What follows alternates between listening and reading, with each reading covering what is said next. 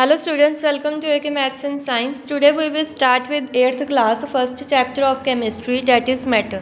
Now let's begin with it. You know that matter is made up of tiny particles called molecules. हमें पता है कि matter एक बिल्कुल small tiny particles का बना है जिन्हें हम molecules कहते हैं. And that molecules are held together by a force of attraction called intermolecular force.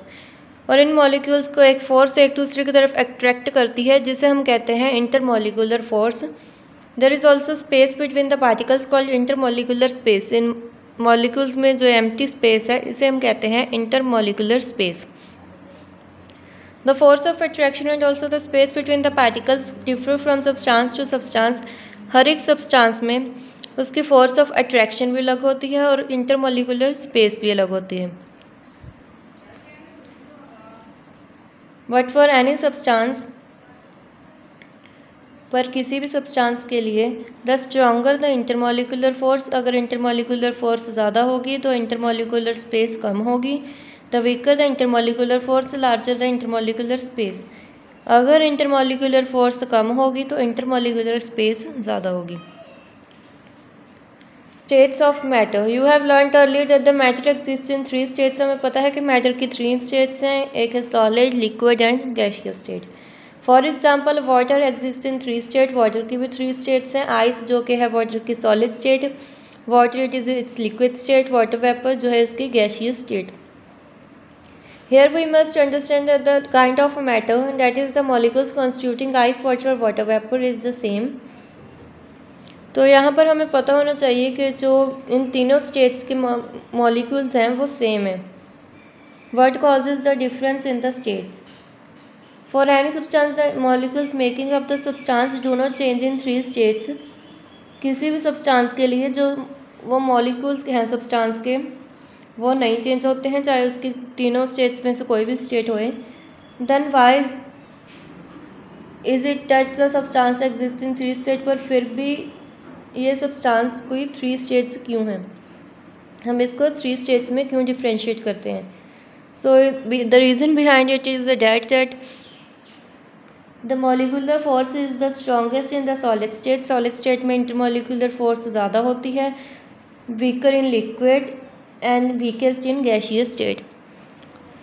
For example you can see here, यहाँ पर solid state में intermolecular force strongest है, liquid state में weaker है और gaseous state में weakest है. And also the intermolecular space is smallest in solid state, larger in liquid state and largest in gaseous state. So intermolecular, अगर intermolecular force ज़्यादा है तो यहाँ पर intermolecular space क्या होगी, कम होगी. liquid state में larger होगी and gaseous state में largest.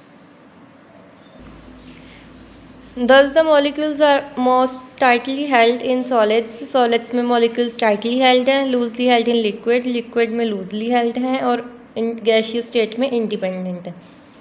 This explains the general behavior of solid, liquid and gases. Interconversion of states of matter. Now what do you mean by interconversion of states of matter? Now let's read about it.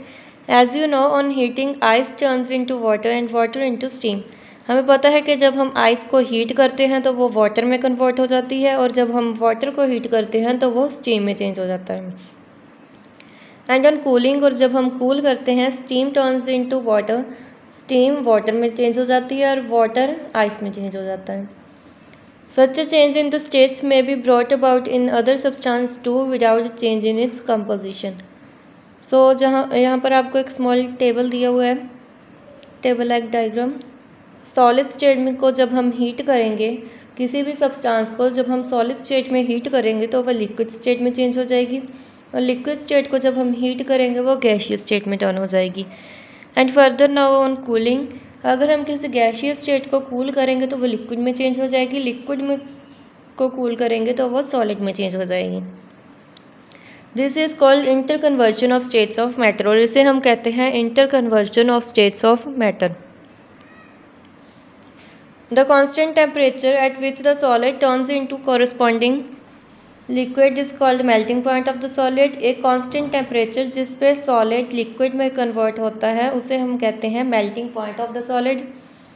The constant temperature at which liquid फ्रीजेज, एक constant temperature जिस पे liquid freeze होता है उसे हम liquid freeze होकर solid में change होता है उसे हम कहते हैं freezing point of liquid. Ordinarily the freezing point of the liquid is same as the melting point of the corresponding solid. जो फ्रीजिंग पॉइंट है लिक्विड का वो melting point of the corresponding solid के इक्वल है। For example water freezes as well as ice melts at 0 degree Celsius. For example water freeze भी 0 degree Celsius पर होता है एंड मेल्ट भी 0 डिग्री सेल्सियस पर ही होता है।